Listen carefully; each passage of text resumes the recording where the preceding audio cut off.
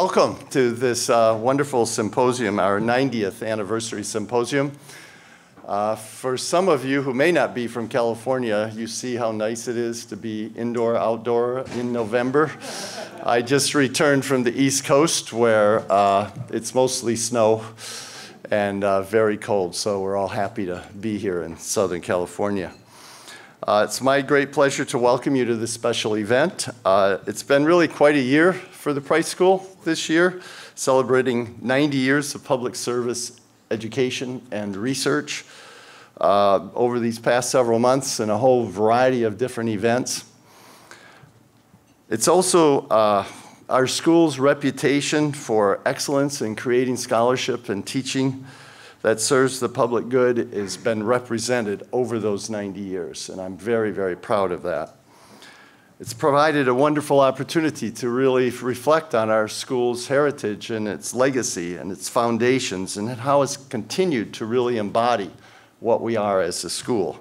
Its founding values of public service, civic engagement. As you know, citizenship was in the original title of our school. Ethics and integrity was one of the purposes of creating our school, and good governance was also in the purpose of creating our school. And today, we still embody those values and focus on that in our teaching and research. It's fitting also that this symposium follows the same kind of arc between roots and the fruit that is following it. Today, we celebrate decades of really outstanding scholarship and teaching, represented by 4 retiring faculty, and the ways their work shapes our respective fields, but also has had an impact in society. One thing that has struck me throughout the anniversary year is the similarities between the era in which our school was founded and our current era today. As many of you know, the Price School was founded really at the tail end of the progressive era in the late 1920s as a call from local public officials to set up a school at USC focused on planning and public administration primarily at that time. The area is known for real significant challenges, including corruption and inefficiency in government, extreme partisan polarization, substantial immigration, special interest influence, severe inequality, large monopolies and cartels, rapid urbanization, and rapid technological change. Sound familiar? Progressive reform during this period was about making government more efficient, more ethical, and dedicated to advancing civic engagement, including voter participation. But it wasn't just about government. It was also a time of substantial economic reform, political reform, and policy and administrative reform, driven largely by courageous citizens and leaders, as well as very important scholars at that time in our respective fields, the very kind of people who advocated for the founding of our school. But the progressive era had at least 2, maybe more, very negative sides to it. One was, it was known as the Gilded Age. And so it really didn't address the extreme inequality that was taking place in the early 20th century. It was also known as the Jim Crow era, and its exclusion and disenfranchisement of African Americans and also other immigrant groups was filled with violence and hatred and bad rhetoric and all kinds of things that we're still suffering from today. So today our school faces a new era of dramatic change, one many consider to be the 4th industrial revolution. It's characterized by many of the same things: rapid urbanization, huge technological change, environmental degradations, severe income inequality, extreme polarization, controversy over immigration, and challenges to our democratic governance. It's hard to believe that 100, 120 years later, we're experiencing many of these same features. So I believe that we need a similar reform movement as in the progressive era, although this time it needs to be more inclusive, needs to be more sustainable and equitable and address the needs really of all Americans, not just some of them, as happened the last time around. So last week at the National Academy of Public Administration annual meeting, there was a lot of discussion of these issues. And I have worked with NAPA over the last year and a half or so to develop what they call the grand challenges, the biggest challenge that government face in the 2020s.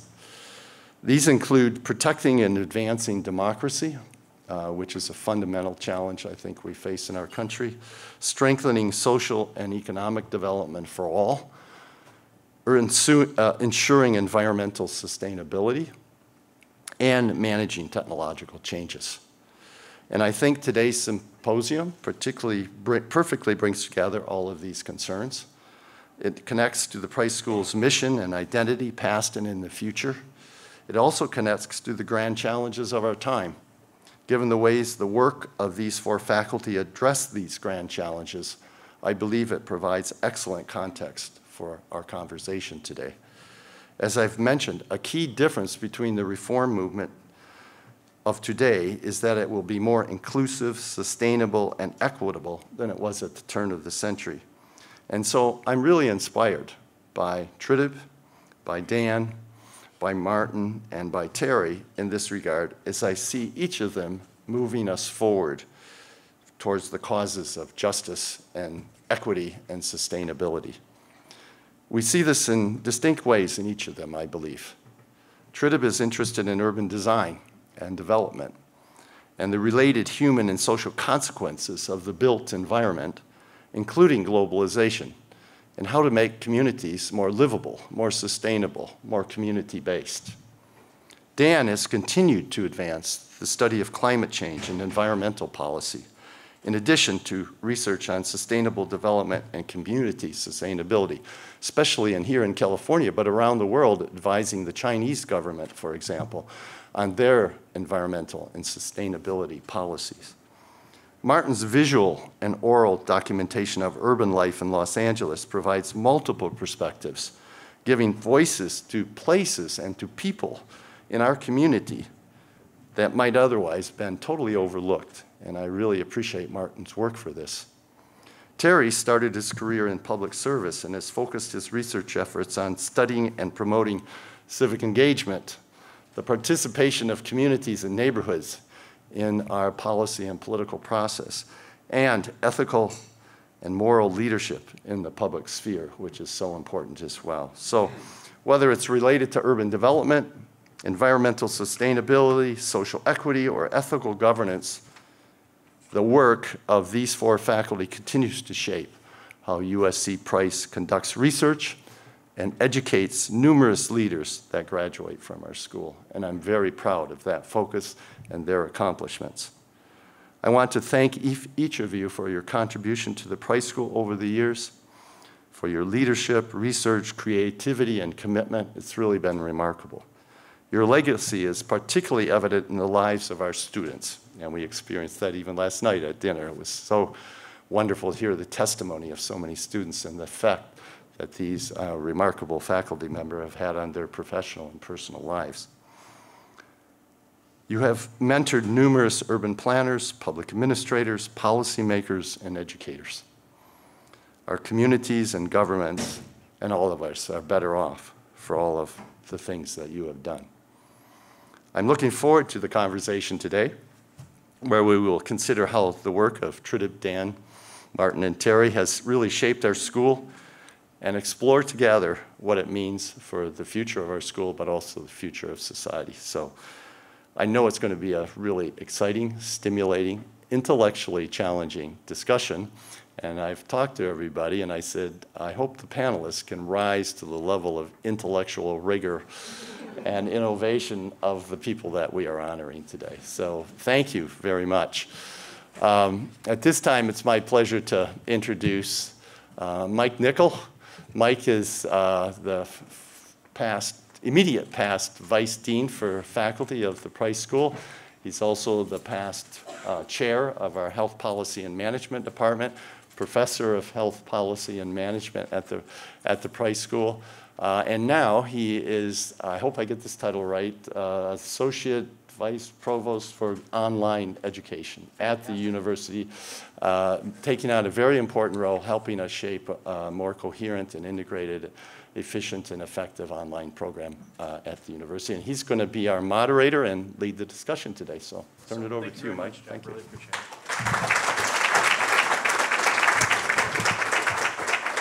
Good morning, everyone, and welcome to the Saul Price School Public Policy's 90th Anniversary Research Symposium. We're pleased that you'll be able to join us today to celebrate both the role of research in our school's mission and also the professional lifetime research contributions of 4 of our most esteemed colleagues. The origin of this celebration occurred during one of the 90th Anniversary Committee meetings. We found ourselves with an auspicious moment here where 4 of our most illustrious faculty members were retiring during this anniversary year. The retirements gave us an opportunity to plan a symposium about their scholarly lives, yet also begin a conversation about how the present and future of Price during their 90th anniversary is related to our research mission. So we decided to have a former student or colleague give a talk about one of the writings of the retiring faculty member, and then also engage 2 members of our next generation, faculty that we have within the school, as well as students, either recent grads or students that are in the program, to respond about the person's contribution and how that contribution represents issues and challenges to the school's future. Jack did an excellent job of lining up how all of these relate, and I think that you're going to be really surprised at the fact that there are really interesting overlapping areas that have occurred with regard to the research agendas of these 4 faculty. We can go to the next slide. This is the 90th Anniversary Committee, and I wanted to give a shout out specifically to this group because this represents one of many of our events that have been related to the 90th anniversary. We started in January of this year, and we've had a kickoff in the Los Angeles City, and it was a fantastic start, and then we've had a whole variety of events. They'll be culminating in December, and as that happens, we're moving forward to our centennial, thinking about 100 years as the school. You'll notice the individuals that we have on the committee include faculty members, as well as staff, and students and other stakeholders. So it was a really excellent committee that was chaired by David Sloan, who did a fantastic job with it. But implementing the research symposium demanded an especially significant team effort. David did a fantastic job of identifying and inviting some outstanding panelists for each of these 4 faculty members. And what was our intention is that they're going to help guide some of the discussions that will occur. And I think we'll have a great opportunity there. As usual, David envisioned how the day would transpire and the conditions for engagement. We're indebted to his commitment and effort in making the symposium as much of a success as the other events within the 90th Anniversary Committee. So please join me in giving him a round of applause. There are some other folks, too, that have been really central to the accomplishment of all of these events. Linda Pecor has been our staff and really has been the guiding force around a lot of the efforts that we have had to be able to make it both exciting and also tied in very, very nicely to some of the things that we're trying to accomplish within the school. So please, Linda, give a round of applause for her work. I also want to acknowledge a couple of contributors to this particular event. First, Jonathan Schwartz and his team have done an outstanding job with regard to the media issues, generally speaking, around the 90th anniversary. But for this day, they've done a terrific job of putting together some short videos before each of the panels that will start to set the stage for some of the contributions that these faculty have made. As usual, his team does a fantastic job with videos. I promise you, you will be impressed. Do not come back late from the breaks or you might miss that video, okay? So a thanks to Jonathan and his team, please. Julie Labish also has provided some really important focus for our events. She's done a fantastic job identifying our stakeholders and also in integrating our stakeholders into all of these events. So I'd like to give a special acknowledgement to Julie as well. And finally, our event staff always does a fantastic job. Harley Ham and Katie Maloney, who you've all had some kind of interaction with today, were shouldering the major load in terms of being able to bring this event off. So please give a round of applause to Harley and Katie as well. Okay, so how is the day going to progress? We've got 4 specific panels, but each of the panels is going to actually go in the same type of a format. We'll have a 1-minute video that will introduce the individual that we're going to be honoring, starting with Tridib.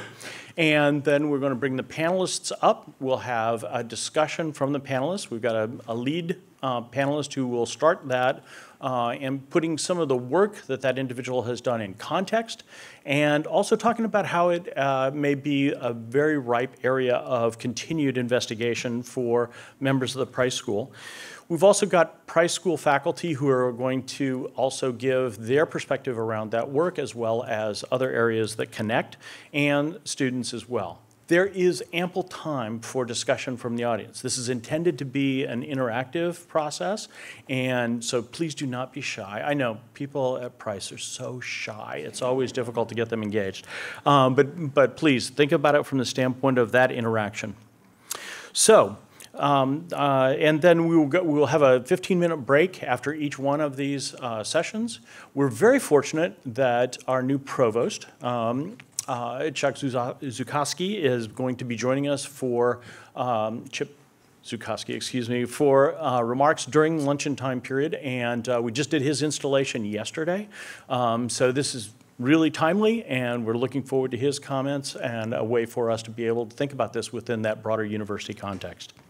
So our first panel is dealing with Tridib Banerjee. I'd like to first mention that Frankie, his wife, is here.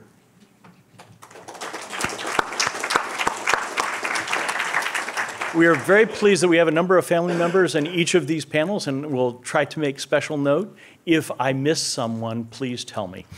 So first, are we ready for the video? Tridib Banerjee's career researching and teaching urban design and political economy of urban development has taken him around the world. A longtime member of the USC Price community, he has served as a program chair, associate dean, and vice dean. He has placed doctoral students in many illustrious universities while teaching thousands of USC Price students. He is principal investigator of USC's Center for Economic Development, a fellow of the American Institute of Certified Planners, and a member of the Planning Accreditation Board. A frequent collaborator with urban planning colleagues, his many publications on the design and planning of the built environment and the related human and social consequences are path-breaking contributions to the field's scholarship. Tridib Banerjee, transforming urban planning and design.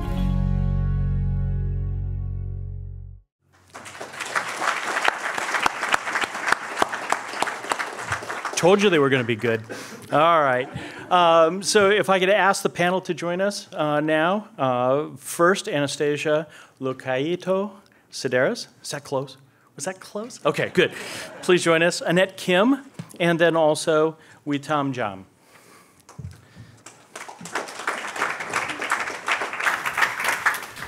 So Anastasia is Associate Provost for Academic Planning at UCLA and Urban Planning Professor at the UCLA Luskin School of Public Affairs.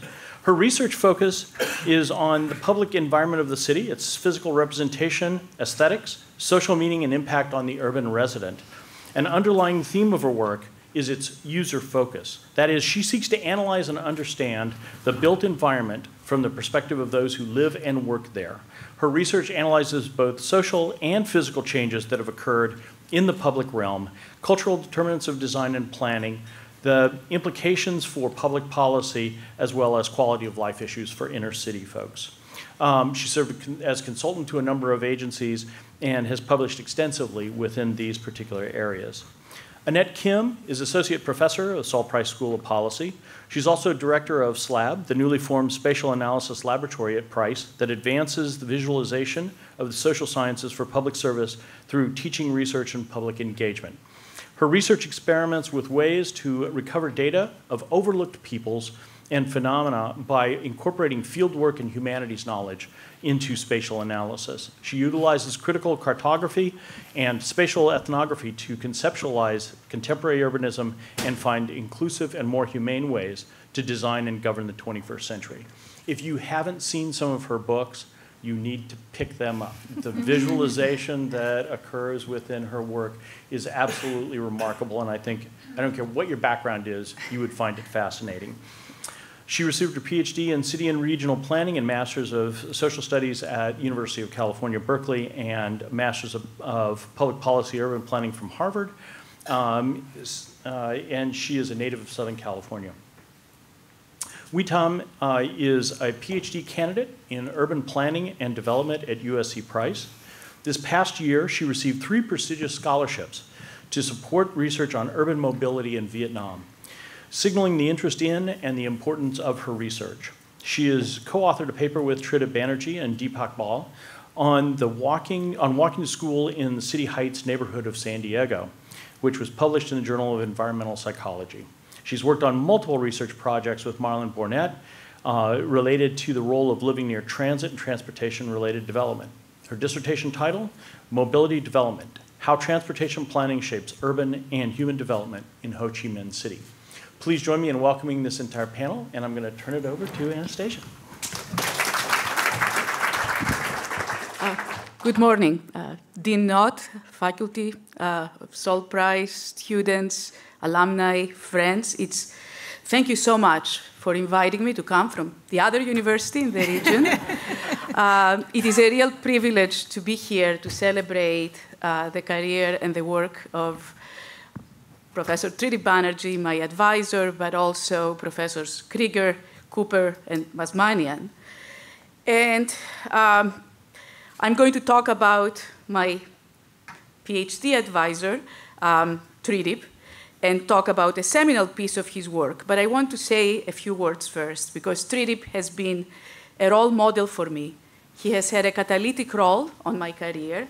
He inspired me to follow the field of urban planning and design. I had come as a graduate student at USC to study architecture. I thought I wanted to be an illustrious architect, and there came Tridib to give a lecture, and the rest is history. The lecture was so inspiring, I really knew I wanted to try to do what he was doing. I feel extremely lucky to have Tridib as a treasured mentor, invaluable collaborator, and he and his family as friends for the last 35 years. I know that the same sentiments are shared by numerous former students of Tridib's. I have been asked to focus on one particular piece out of the many that Tridib has written, but I would be amiss if I don't say a few words about Tridib's research contributions in general. Indeed, in the last 5 decades, Tridib's groundbreaking research and highly original studies have greatly contributed to the advancement not only of urban design, but I would argue the whole field of planning. While most planning scholars make contributions on 1, at the most 2 areas of expertise, Tridib's gaze on the disciplines of planning and urban design have been both deep and broad and comprehensive. He has made extremely important contributions to at least 3 thematic areas: urban design, international and comparative urbanization, and planning theory. Just to give you an idea of the breadth of topics that he has dealt with in the last few years, his published work has included studies on the production and use of public space, walkability of neighborhood environments, planning and mega-regions, sustainability of the emerging urban forms and urbanization, ethnoscapes of multicultural cities, the promises and worries of digital technology in urban planning and design, and what I think would be his magnum opus, an amazing book on urbanism and design of cities in the Global South, which is forthcoming by the MIT Press. As a student of Kevin Lynch, Tridib not only succeeded in extending Lynch's work, but through his own research and writings, has elevated urban design as a scholarly field in its own right. Too often, urban design was simply seen as the domain of practitioners and somewhat devoid of larger scholarly purpose and interest.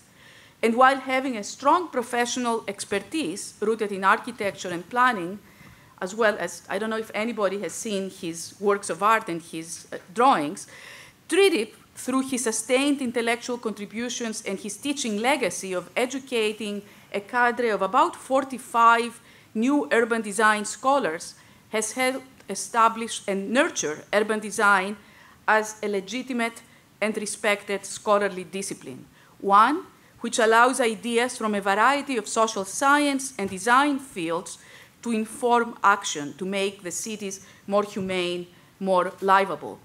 Indeed, what Tridib's work has clearly conveyed is a consideration of urban design not simply as large-scale architecture, but a rich thematic area that is influenced by the larger sociocultural political processes, an area which draws from a variety of fields to better understand and respond to the complexity of the city, the complexity of urban life.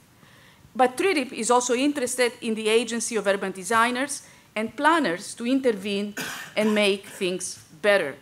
So the paper I will discuss today greatly exemplifies these trends in Tridib's work. The paper is titled "The Future of Public Space, Beyond Invented Streets and Reinvented Places," and was published in 2001 by the flagship journal of urban planning, the Journal of the American Planning Association. And for those who care about these metrics, the last time I checked, it was cited 574 times, which is a huge number for a field which is quite small, urban design. It has also been translated in Spanish in the book Calle Moderna, which is a compilation of seminal works of public space of very notable authors, people that you probably have heard: Michael Foucault, Henri Lefebvre, Rainer Banham, Marshall Berman, Amos Rappaport, and of course, Trib Banerjee. The paper is an eloquent commentary on a central topic for urban design: the public realm and its physical manifestation, public space at the wake of the 21st century, and the role that planners may play in advance the cause of public space. It argues that a number of larger sociopolitical forces, combined with the market-driven urbanism of American cities, have contributed to a narrative of loss about public space. Public space and the larger public realm that surrounds it were seen by many at the turn of the century as atrophying and drastically departing from the social ethos and social values, if you like, of a previous era, an era that believed in a larger common public good. What were the larger social forces? Tridib discusses three important ones: market liberalism and privatization, globalization and transnational flows, and the communication and information technology revolution. The article puts public space in its larger sociopolitical context in the wake of the 21st century, succinctly and clearly explaining these three major trends that affected and continue to affect, even more significantly, the public realm and public space of cities. The turn of the century is a time when the effects of neoliberal policies of the previous 2 decades show their material outcomes on the urban form, as municipal governments, the city of Los Angeles included, opt for corporate center strategies which, through MOUs, development agreements, incentive zoning, transform the downtown public spaces into privatized plazas, exclusive settings for the white-collar office workers, tourists, and conventioneers. So privatization of public life and public space is the first trend that this article is discussing. The turn of the 21st century is also a period when globalization, with all its opportunities and discontents, is clearly leaving an imprint on the built and social environment of American cities. Transnational flows of capital are building high-rises in prime downtown areas, visible in the corporate logos of skyscrapers and downtown skylines. At the same time, less visible flows of immigrants and immigrant bodies compose the janitorial and landscaping crews that serve these spaces of the global economy, the skyscrapers and the corporate plazas. So the restructuring of the global economy and these transnational flows represent the second backdrop against which the future of public spaces is discussed by Tridib in the article. Thirdly, at the start of the third millennium, society begins to clearly witness the dramatic effects of the information and communication technology revolution. At the time the article was written, 20 years ago, we still did not have social media or even smartphones. But the internet, email communication, and e-commerce were all expanding at a rapid pace. And there was concern, quite evident in Tridib's article, about the possible impact of this new digital world on our material world. Would public spaces still be important or needed? In this complex and changing backdrop of late 20th century urbanism, the prominent public space models were not the public parks or public playgrounds of the previous era, but rather the corporate shopping and office plazas that were mushrooming in downtown areas all over the country. The destination and entertainment districts, such as Universal City Walk, often built by private developers, and what Tridib coined as reinvented streets, such as Rodeo 1 in Beverly Hills or Times Squares in New York, public streets that were reinvented completely through theming, typically, to appeal to a consuming public. So it is very interesting to revisit this very rich article with the knowledge and hindsight of 20 years later. How many of these public space models are still with us and which have withered or disappeared? Actually, modernist architect Mies van der Rohe has once declared that design always represents the will of an epoch. How much of what Tridib's article clearly and poignantly observes at the turn of the century is part of our contemporary epoch? Well, the privatized corporate plazas that accompanied the building of new private office developments are still around, though their production has rather subsided since most downtowns are quite built up now and not much space is left for new development.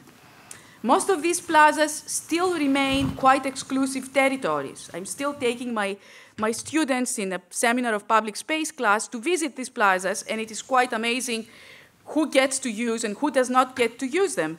Still, some people feel quite filtered out, as described in the article. Some of these plazas require some purchase for you to feel welcoming, even if this purchase is nothing else than a very expensive parking ticket. You still do not see homeless or bag ladies venturing into these plazas, and the distribution of political pamphlets is still not allowed, exactly as Tridib discusses in the article. The ubiquitous 20th century shopping malls, which had replaced the main streets of an older era, are disappearing today, however.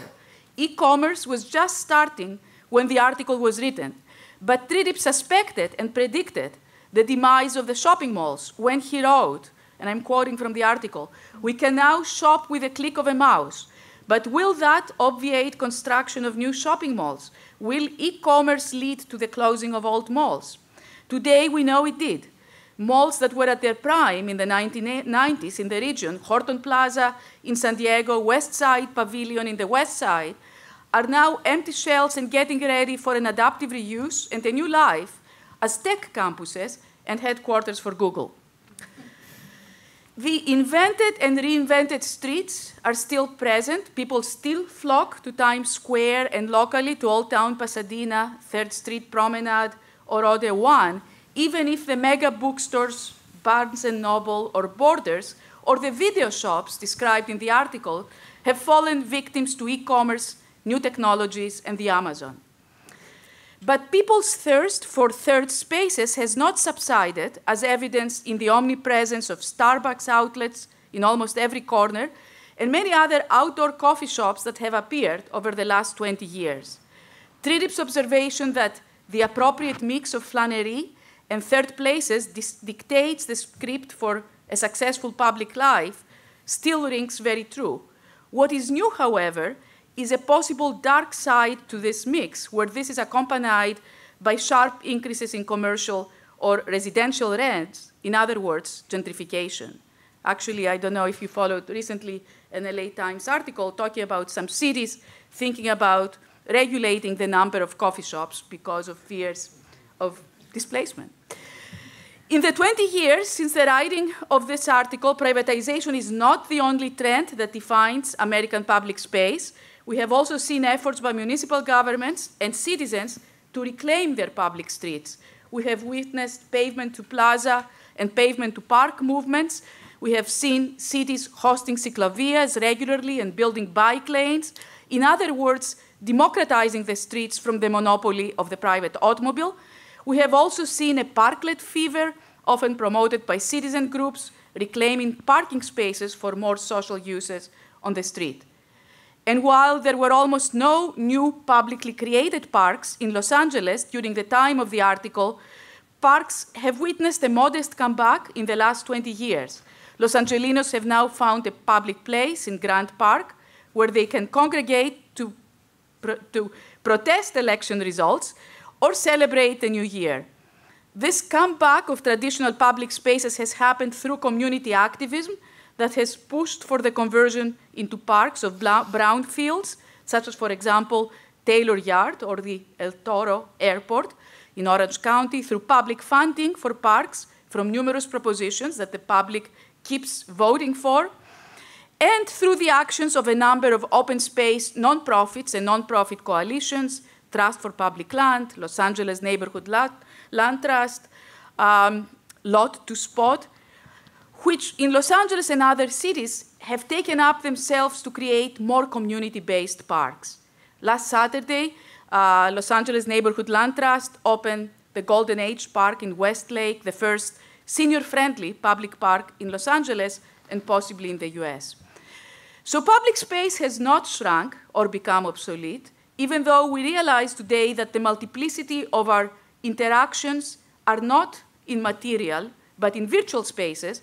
Most of our commercial transactions happen through our computers, and our interactions, many of our interactions with friends, are likely often to happen not face-to-face at the park, cafe, or plaza, but thanks to Facebook, WhatsApp, WeChat, or similar apps and social media spaces.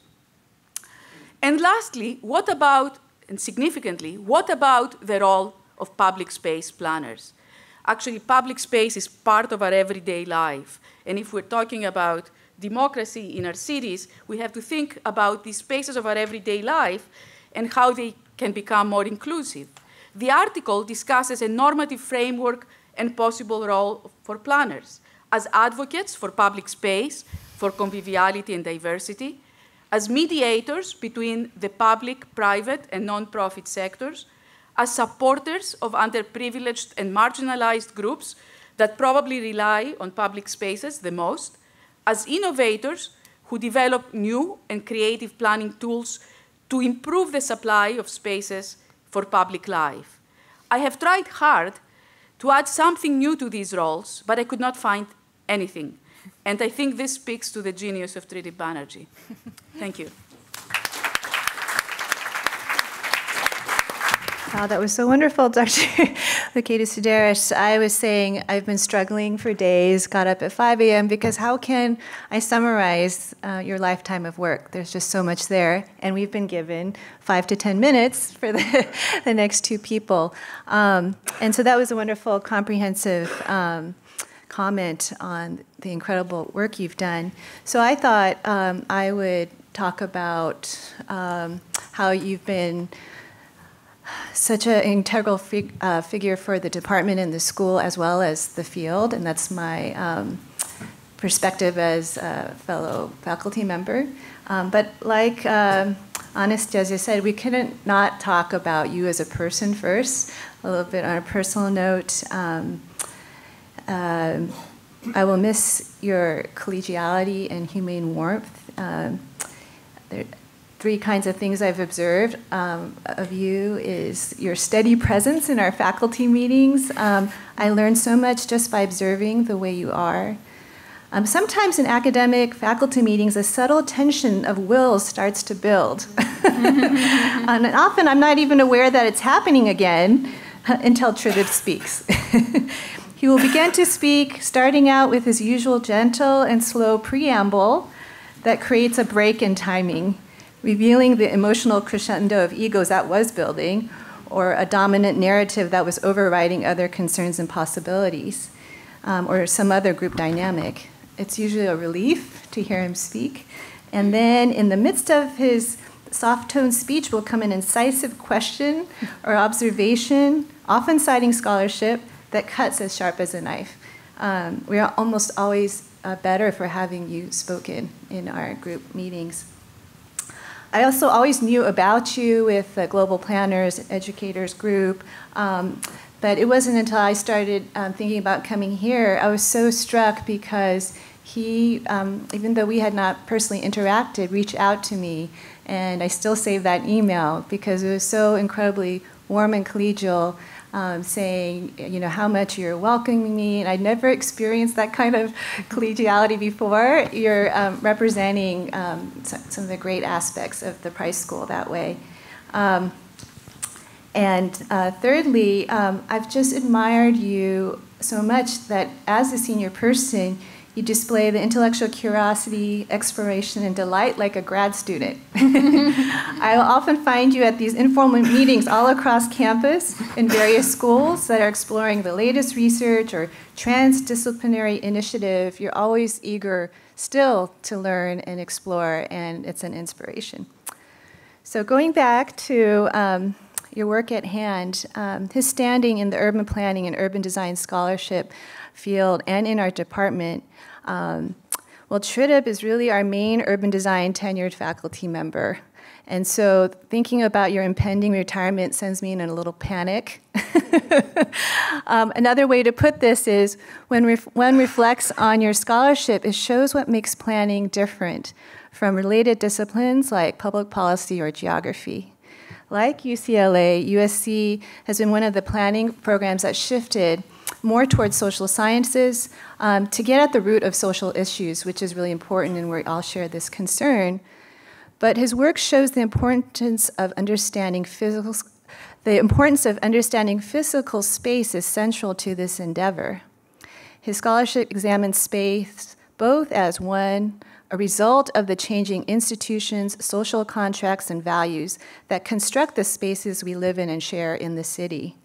Studying space helps us see ourselves as a society and the direction we are headed in. You can't separate it. And it provides special kind of insight. And two, the impacts of the spatial configurations we have made, particularly on its impact in building a civil society, is so key. We can foster or deter who congregates in shared spaces, both physical and digital. And this has implications on building public sphere discourse, a civic ethos, a polity. And unlike geography, which also critiques space, urban planning is engaged with practice and looks for solutions and guidelines for future practice. For example, in this longer view piece, you point to planning practice that have been emerging with insurgent community initiatives to reclaim public realms and encourage us to expand the examination of public life happening in all kinds of spaces, including private spaces and corporatized, because life is still happening in them, not according to the design program, and a focus on third places. And it's very timely for our current and future issues as we see with the dilemmas of how to incorporate immigrants and refugees into our cities that's causing political anxiety around the world, gentrification and displacement debates that are getting more and more tense as we get denser cities. So his work sets a foundation in urban planning and design literature about the importance of urban space, how we construct it socially by way of its physical construction, and the ramifications of this for society at large. Your work is a bedrock for our department. You will be sorely missed, but like any good foundation, it provides us a platform on which to continue to build. Thank you. Hi, everyone. So it's a little hard to speak last after all these great things that have been said already. But I guess kind of in a transversal manner and echoing several things that have been said already, I kind of wanted to direct the attention on the notion of longer view. So I had this idea because of the fact that the article was published in this section of JAPA that was called Longer View. And I feel like, yeah, based on what we've heard and what we know of Professor Banerjee's scholarship, I feel like it just encapsulates so well, not only what the article does, but what his entire scholarship has done and how it's contributed to the field. I mean, the way I understand it, I'm still just a student, so. Yeah, so when we think about the article, the way it takes us through this long journey from 19th century park systems to city walk here at Universal Studio, and the way it speaks to people's experience of this place, how it relates to the notion of civil society and how and broader societal changes, the rise of information communication technologies, globalization as a whole. The fact that he goes to borrow from anthropologists like Lisa Pity's notion of conviviality and German philosophers Habermas and the public sphere. The fact that he go from these philosophical roots that inform the argument, he takes us all the way back to a planning department and what urban planners on the ground should be doing. To me, that's a perfect example of what a long view is.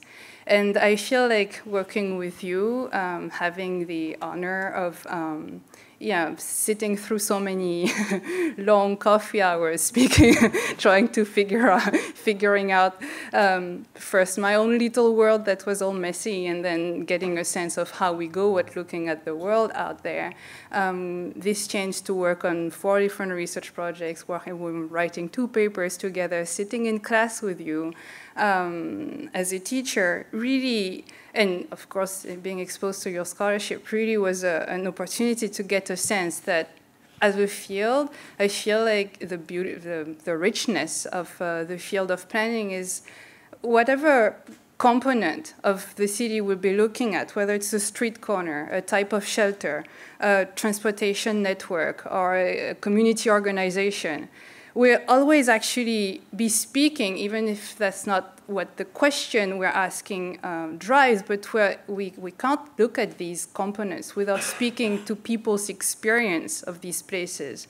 And the sum of this experience will always inform like how people shape the formation of communities, how it shapes society as a whole. And this is exactly what the article does, and in general, what your scholarship does, I feel like also going to speak to broader trends of societal change, those philosophical questions. Every piece of planning scholarship, I feel like, does speak in a way or another, sometimes without making it explicit, but always speaks to questions of goodness, justice, beauty. True philosophical questions.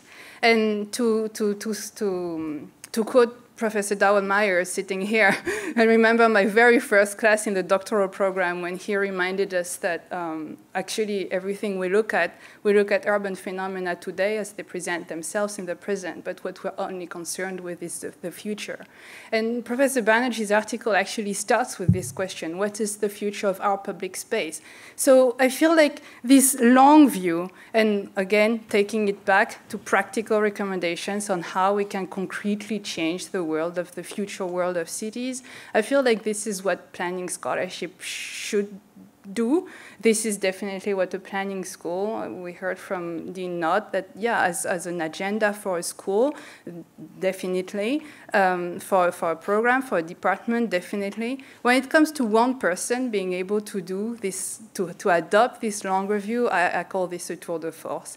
And yeah, so yeah, personally, I've been extremely lucky to get exposed to this type of approach to planning, which I feel is an exciting field because of these possibilities.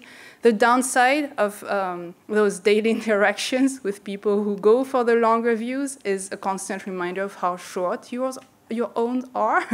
So I guess it is challenging and extremely stimulating.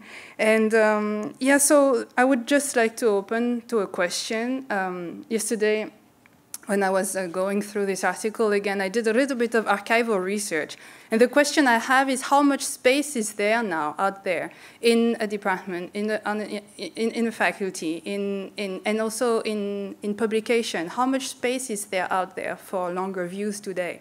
And so I was doing a little bit of archival research, and I realized that, so this article was published in this section. They were called departments at the time, longer view, that I've seen over time. So I was just looking through all the issues of JAPA since 2001. Longer view kind of, this section kind of went in and out between 2001 and 2010. Around 2010, it disappears, and it's like the section on normal articles, one of them will have longer view column and then a title, and then it totally disappears. And around 2012, thereafter 2012, there is no longer view article, and there are like prospective sections, but that will only be about recommendations in practice, the link with practice, which is extremely important. But the case I wanted to make is in this longer view that you've so wonderfully promoted, I feel like, in the field, making the links, explicitly making the links between, like, going from the philosophical to the concrete implications on the ground, I think is extremely important. So that's what, yeah. Thank you.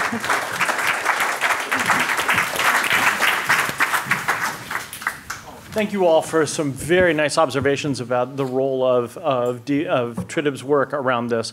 We've got time right now for one comment or observation that we've got. Dan Mazmanian, we'll give a celebrant an opportunity here. I can't resist because I am one of the retirees and won't be here to carry out what I suggest. But I'm truly impressed by the way Tridib actually looked ahead. And this question of public space is really important, but it's extremely important for political scientists like myself when we talk about the political value of public space. And what is the demise of public space, or turning it over, if you will, to social media, imply for our democratic society?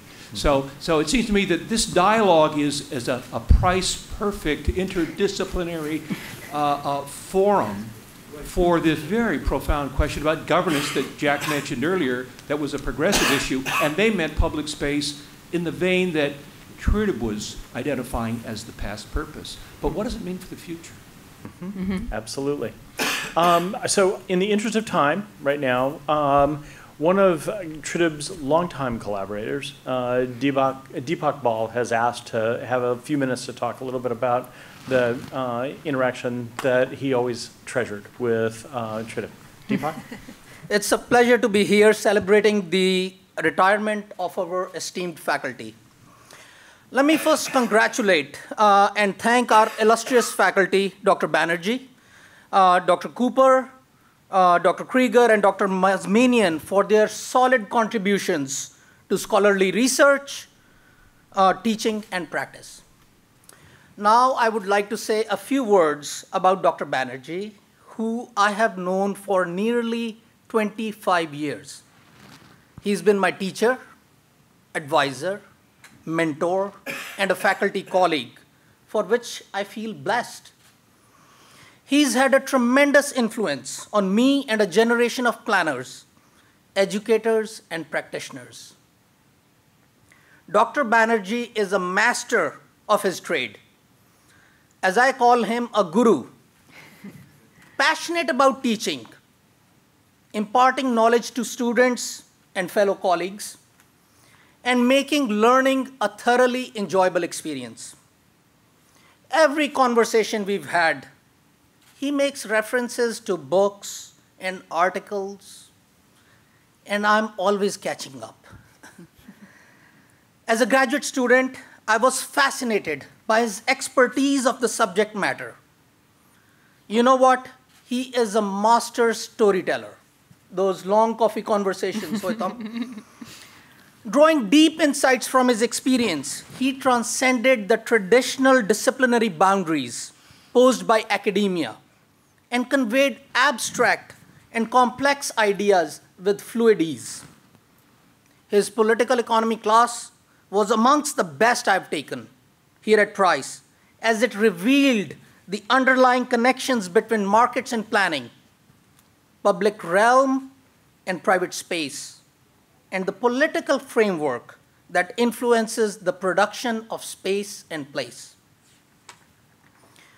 By drawing examples from developing and developed countries, he literally forced me to rethink and question my assumptions about politics, markets, and institutions.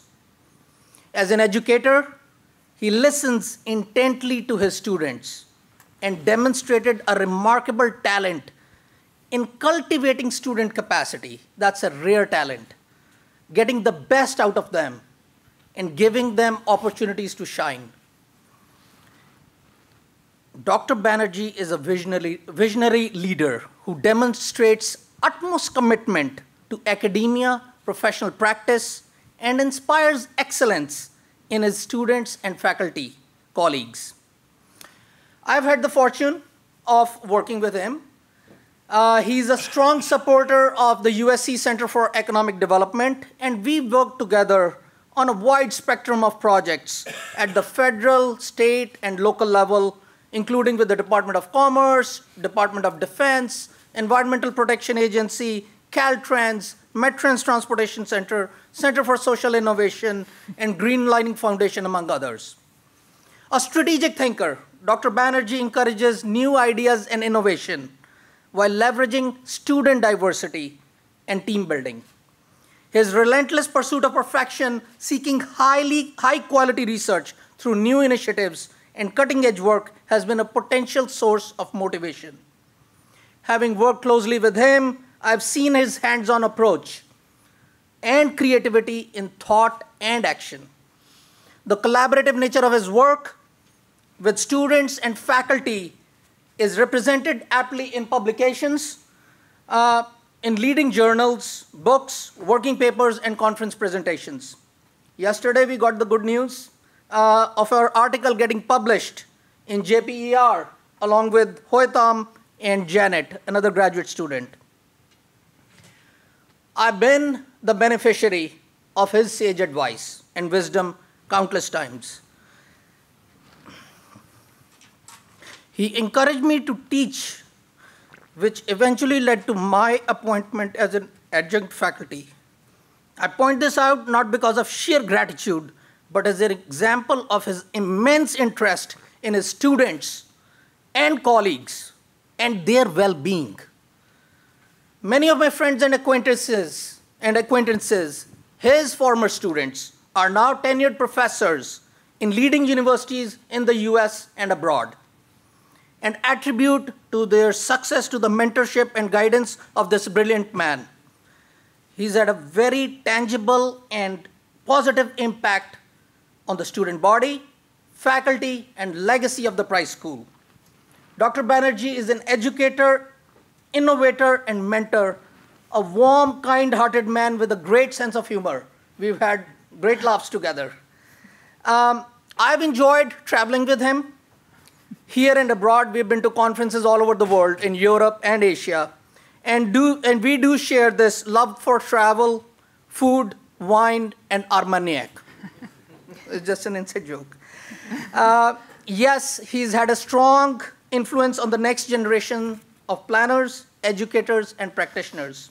Dr. Banerjee, I wish you and your colleagues all the best in your new endeavors. Thank you so much.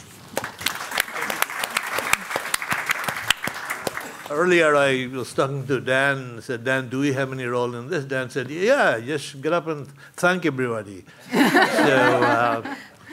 So I'm very touched by the whole presentation. And going back to Anastasia's selection of this article of public space, what she didn't tell you is that her dissertation was about public space. And so my interest in public space grew out of her interest in public space. In fact, we have spoken about the students. Deepak mentioned some of the students. But the students have always, my mentor, Kevin Lynch, used to write that the students are his best teachers. And I always thought, you know, that's a very kind of modest statement, but that's how it has been in my life. And the diversity of my scope of my work that Anastasia pointed out, on the one hand, probably shows that I have trouble concentrating on one topic, and so I can move from topic to topic, which may be for future faculty members, I'm not sure that's necessarily a good model. But I do want to acknowledge the role of the students. Their interests have often stimulated my interest in topics that I probably wouldn't have thought about before. And I must also say that my colleagues here in the school has played an important role in my own development.